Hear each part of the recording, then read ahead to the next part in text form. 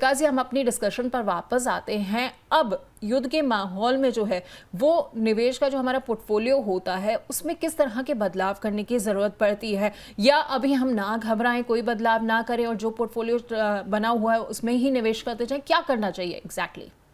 देखिए, जिनका पोर्टफोलियो अच्छे से डाइवर्सिफाइड है, गोल्स के साथ अलाइंड है, उनको आराम करना चाहिए। मतलब आराम का मतलब ये हो गया कि आप अपनी डे टू डे एक्टिविटी में आप फोकस करिए। पोर्टफोलियो बहुत अच्छा चल रहा है तो उसको डिस्टर्ब करने की जरूरत नहीं है, because end of the day अगर आप देखें पिछले 5-6 साल में कोविड एक सिचुएशन बनी। कोविड के बाद में फिर आपका इसराइल और गाजा वाला युद्ध शुरू हो गया, रशिया यूक्रेन युद्ध शुरू हो गया, फिर यूएस टैरिफ वॉर शुरू हो गया, अब इंडिया पाकिस्तान हो गया। तो इवेंट्स आती जाती रहेंगी। तो ये तो मतलब अगर आप देखेंगे 20 साल की, 30 साल की या 50 साल की हिस्ट्री, कोई ना कोई इवेंट होती रहेगी। ऐसा समय नहीं निकलेगा कि जब आप की कोई इवेंट नहीं हो रही है। और अगर नॉन इवेंट हो रही है, वो कई बार बोलते हैं ना कि ईसीजी में जितनी लाइंस ऊपर नीचे आ रही हैं इसका मतलब ठीक चल रहा है। अगर वो लाइन फ्लैट हो गई तो आदमी इस समय वो हो गया। तो इसलिए मार्केट भी वैसा है कि अगर वॉलेटिलिटी बनी रहेगी, अपॉर्चुनिटीज बनती रहेंगी, पोर्टफोलियो आपका मूव करता रहेगा। बट अगर आप ये बोलेंगे कि कभी भी कोई भी इवेंट ना हो तो पोर्टफोलियो भी कैसे मूव करेगा, चाहे वो ऊपर की साइड का इवेंट हो या मतलब पॉजिटिव हो या नेगेटिव हो। तो आइडियल वही हो गया कि जिन्होंने अपना पोर्टफोलियो बहुत अच्छे से बनाया है उनको कुछ भी करने की जरूरत नहीं है।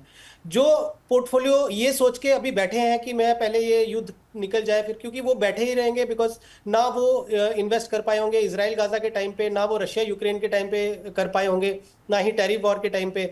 तो वो वेट करते रहे, और अगर आप बाहर बैठे रहे तो फिर पिच पे उतरेंगे नहीं तो खेलेंगे कैसे। तो वो बहुत बड़ा पश्चाताप होता है।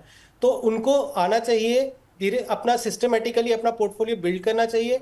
एक कोर पोर्टफोलियो बनाइए, 4 से 5 अच्छे multi cap flexi cap kind of funds ले लीजिए, लार्ज कैप फंड्स ले लीजिए, एक दो टेक्टिकल कॉल लीजिए। जैसे आपके आज शो में हम पीएसयू फंड की बात कर रहे हैं, वो एक हिस्सा हो सकता है। एक सिप के थ्रू आप गोल्ड लीजिए, बिकॉज वो भी आपके पोर्टफोलियो का हिस्सा होना चाहिए हेज देने के लिए।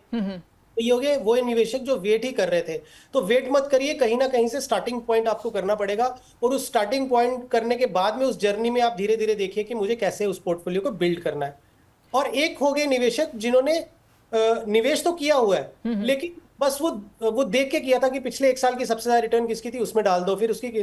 तो उनको जरूरत है कि अपने पोर्टफोलियो की हाइजीन को थोड़ा सा मेंटेन किया जाए, और आप अपने पोर्टफोलियो को डाइवर्सिफाई अप्रोच करें। जैसा अभी हमने रिसेंटली जो लास्ट क्वेरी आपने बताई उसमें ये एक आइडियल एग्जांपल है हमारे लिए पल्लवी जी की। उनका स्मॉल कैप में बहुत ज्यादा एक्सपोजर है और बहुत ज्यादा टाइम नहीं हुआ उनको निवेश किए हुए, विच मीन्स कि आज उनके सारे ही जो फंड्स हैं वो रेड में होंगे। और ये एक अच्छा समय है, आप अपनी गलती को सुधार लीजिए। जैसा हमने बोला कि डाइवर्सिफाइड अप्रोच लीजिए, एक कोर पोर्टफोलियो बनाइए, एक टैक्टिकल कॉल लीजिए, और पोर्टफोलियो की हाइजीन को मेंटेन करिए, और फिर आगे की जर्नी को कंटिन्यू करिए। ठीक है। अगर आपने अब तक जो है निवेश करना शुरू नहीं किया है तो जैसा कि विकास जी ने बताया कि आपको पिच पर उतरने के लिए इससे अच्छा मौका नहीं मिलेगा। आइए और यहाँ पर निवेश की शुरुआत कीजिए। और अगर आपका बैलेंस पोर्टफोलियो है तो आपको चिंता करने की ज़रूरत नहीं है, लेकिन अगर आपका पोर्टफोलियो ठीक नहीं है तो जैसा कि विकास जी ने बताया थोड़ा सा हाइजीन उसमें मेंटेन करने की ज़रूरत है, थोड़े से बदलाव की ज़रूरत है। तो आप अपने वित्तीय सलाहकार की मदद भी ले सकते हैं, या फिर आप अपने सवाल जो हैं हमें भेज सकते हैं, हम भी आपको सलाह देंगे। इसके अलावा विकास जी, ऐसी कौन सी 3 चीज़ें हैं जिसका निवेशकों को अब जो है इस वक्त ख्याल रखना चाहिए जो निवेश कर रहे हैं? ऐसी कौन सी 3 बातें हैं, कौन सी 3 सलाह हैं जो आप देना चाहेंगे निवेशकों को आज? तो पहली सलाह ये है कि don't get too much worried emotional. अपने इमोशंस को देख के आप अपने निवेश को मत करिए। एक रैशनल अप्रोच के साथ चलिए। तो फर्स्ट ऑफ ऑल पैनिक में आके आप सब कुछ बेच के निकल जाता हूँ फिर बाद में देखूंगा कि कब होगा, क्योंकि आपको मालूम नहीं बाजार किस दिन बॉटम आउट करेगा और किस दिन वहां से रिवर्स हो जाएगा। मान लीजिए आज किसी ने अपना पैसा पूरा बेच के और पैनिक में आके पोर्टफोलियो बेच दिया, और गॉड विलिंगली अगले 2 या 3 दिन में कुछ डिसीजन मतलब कुछ अच्छा आउटकम हो गया, जो भी अभी वॉर लाइक सिचुएशन है, और India comes with flying colours. तो आप रात को सोएंगे अच्छी न्यूज के साथ, लेकिन जब अगले दिन उठेंगे तो मार्केट 2 या 3 दिन में जितनी 10-15 दिन की गिरावट होगी वो 2 दिन में ही उसको कवर कर लेगा। आपको मौका ही नहीं मिलेगा एंट्री मारने का। तो इसलिए वो पैनिक में बेच देता हूं, नीचे में उठा लूंगा, वो करने की जरूरत नहीं है। तो don't get panic, maintain your investments. तो पहला ये हो गया। दूसरा ये हो गया कि आप अपने निवेश को क्या इवेंट्स हो रही हैं उसके बेस पे मत बनाइए। आपको आपका जो गोल्स हैं वो क्या है।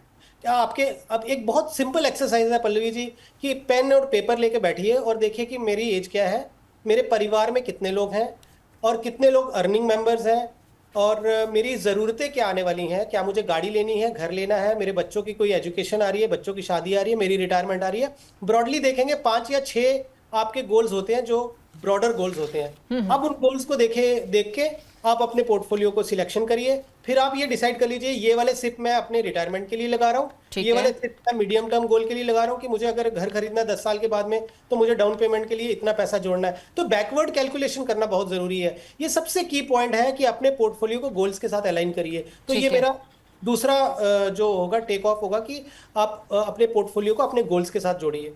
जी। और तीसरा तीसरा ये होगा कि पोर्टफोलियो को फियर ऑफ मिसिंग आउट के हिसाब से मत अपना बनाइए कि मैं पिछले 1 साल के जो टॉप फंड्स हैं या सेक्टर्स हैं उन्होंने किया तो मैं उसमें डालूंगा।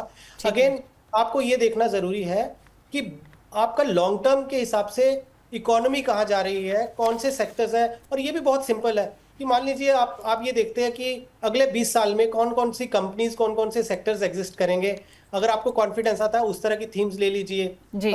और मैंने ये बोला कि डाइवर्सिफाइड फंड्स आप पोर्टफोलियो का बना लीजिए। टेक्टिकल कॉल में आप 1-2 फंड्स अपने ऐड कर सकते हैं, which could be a gold fund, which could be any like PSU fund, या फार्मा और हेल्थ केयर का हो सकता है, या बैंकिंग एंड फाइनेंशियल सर्विसेज का हो सकता है। ठीक है, तो ये टिप्स आपने बहुत अच्छे दिए हैं। पैनिक नहीं करना है, गोल्स को अपने पोर्टफोलियो के साथ अलाइन करें, और फोमो के हिसाब से तो आपको बिल्कुल निवेश नहीं करना कि पिछले साल इस स्टॉक, इस फंड ने जो है बहुत अच्छा रिटर्न दिया तो मैं अभी जो है तुरंत कर दूं। आप आज की सिचुएशन देखिए। एक सवाल और ले लेते हैं। हाँ, एक और दर्शक का आया है, सत्यम का। सत्यम कह रहे हैं कि यूटीआई मल्टी कैप फंड का एनएफओ आया है, पैसा लगा सकते हैं क्या? बहुत अच्छा क्वेश्चन है। First of all, no brainer, UTI one of the largest fund houses हैं, इनके स्कीम्स भी बहुत अच्छा परफॉर्म किए हैं। तो एज अ फंड हाउस हमें कॉन्फिडेंस है, फंड मैनेजर के सामने हमें पूरा कॉन्फिडेंस है। और मल्टी कैप फंड है, अगेन हमें कॉन्फिडेंस है कि मल्टी कैप फंड का स्ट्रक्चर होता है कि 25% फंड मैनेजर को लार्ज कैप में लगाना है, 25 मिड, 25 स्मॉल कैप में, और रिमेनिंग 25% जो है फंड मैनेजर ये देखेंगे कि कहाँ अपॉर्चुनिटी ज्यादा है। अगर आप जनरली देखेंगे मार्केट में अभी सभी मल्टी कैप्स में फंड मैनेजर का ओरिएंटेशन लार्ज कैप की तरफ थोड़ा ज्यादा है। ऐसा लगता है कि ये वाले फंड मैनेजर भी इसी तरीके से पोर्टफोलियो को कार्व आउट करेंगे। और अगर आपके फंड में मल्टी कैप फंड नहीं है तो जरूर लगाना चाहिए। बट अगर आपके पोर्टफोलियो में ऑलरेडी 2-2, 3-3, 4-4 मल्टी कैप फंड लिए हुए हैं तो पहले आप अपने पोर्टफोलियो का हाइजीन मेंटेन करिए। और यदि कोई बहुत ज्यादा अंडर परफॉर्मिंग है और आप चाहते हैं कि मैं दूसरे फंड मैनेजर के साथ में रिप्लेस करूं, तो ये एक अच्छी अपॉर्चुनिटी होगी। ठीक है, तो अगर आपके पोर्टफोलियो में मल्टी कैप नहीं है तो आप देख सकते हैं इसे, लेकिन अगर आपके पास ऑलरेडी मल्टी कैप 2-3 हैं तो प्लीज़ ऐसा मत करिए, या फिर आप रिविजिट करिए कि भाई वहाँ पे आपको जो आपको रिटर्न चाहिए था वो मिल रहा है या नहीं मिल रहा है। तो बहुत बहुत शुक्रिया विकास जी आपका, आप हमारे शो में आए, आपने हमारे दर्शकों के बहुत सारे सवालों का जवाब दिया। और सबसे अच्छी बात विकास जी, आपने ना बड़े आसान भाषा में हमें ये समझाया है कि इस वक्त जब पैनिक का माहौल है, लोग परेशान हो रहे हैं कि हमें क्या करना चाहिए, कैसे जो है अपने फंड्स में हमें निवेश बना के रखना चाहिए, नहीं रखना चाहिए, अपनी सिप को जारी रखना चाहिए, नहीं रखना चाहिए। तो विकास जी ने हमें बहुत अच्छे से ये भी समझा दिया है कि बिल्कुल आपको परेशान होने की ज़रूरत नहीं है, घबराने की ज़रूरत नहीं है। इसे एक मौके की तरह जो है आप ले सकते हैं। अगर आपका पोर्टफोलियो बैलेंस्ड है तो निश्चिंत रहिए, और अगर आपको लगता है कि आपका पोर्टफोलियो बैलेंस नहीं है, अग्रेसिव ज़्यादा है, तो एक बार अपने पोर्टफोलियो को अच्छे से रिविजिट करिए। बहुत बहुत शुक्रिया विकास जी आपका, आप हमारे साथ जुड़े। Thank you very much. तो जंग का दौर है और बाजार में डर का माहौल, लेकिन समझदारी इसी में है कि घबरा कर आप फैसला ना लें। पीएसयू फंड्स में निवेश करने से पहले अपना लक्ष्य, जोखिम, क्षमता और समय सीमा जरूर दिखे। गिरावट के दौर में भी आपके लिए मौका छुपा हो सकता है, तो बस नजर चाहिए समझदारी की। तो आज के शो में इतना ही, कल फिर हाजिर होंगे सिप की टिप के साथ। बहुत बहुत धन्यवाद।